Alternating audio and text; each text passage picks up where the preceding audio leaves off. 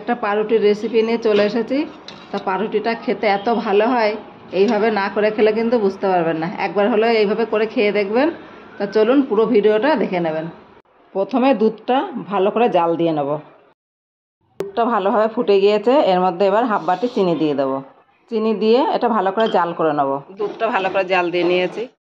দুধটা বেশি ঘন করব না, এরকম পাতলাই রাখবো। দুধটা জাল হয়ে গিয়েছে, নামিয়ে নেব। এখানে যে পাউরুটি নিয়েছি আর পাউরুটির চারি সাইডটা কেটে ফেলে দিয়েছি।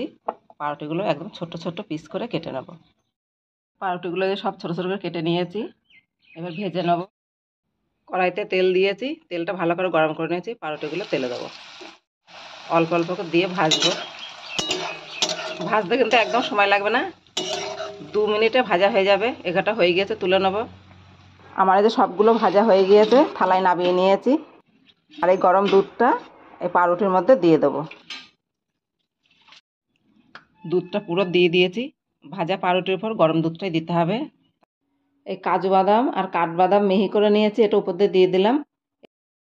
আর এটা খেতে এত সুন্দর হয়, আপনারা না করে খেলে কিন্তু বুঝতে পারবেন না। এইটা আবার 1 ঘন্টা চাপা দিয়ে রেখে দেবো, ভালো করে ঠান্ডা করে নেব। বাড়ি থেকে এলে এটা তাদেরকে করে খাওয়াতে পারেন। এই খাবারটা খেতে খুবই ভালো লাগে। আমি একটু ঠান্ডা করে নিয়ে চলে এসেছি। ভিডিওটা ভালো লাগলে চ্যানেলটাকে সাবস্ক্রাইবার করে দিও। আর বাড়ি থেকে এলে ঠিক এইভাবে করে দেবেন, তারা খুব খুশি হয়ে যাবে।